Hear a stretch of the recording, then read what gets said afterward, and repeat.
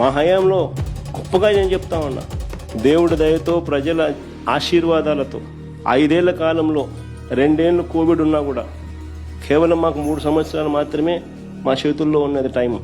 అయినా కూడా గొప్ప గొప్ప రిఫార్మ్స్ తేగలిగాం.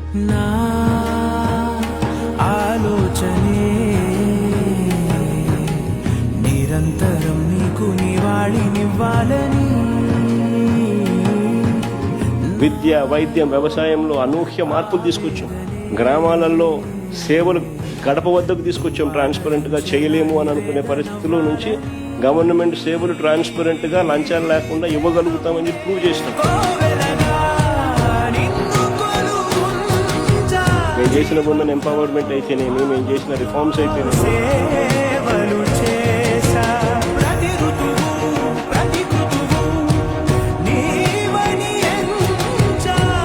చాలా ఈరోజు నిజంగా సంతోషపడతా ఉన్నాం, గర్వంగా ఉన్నాం.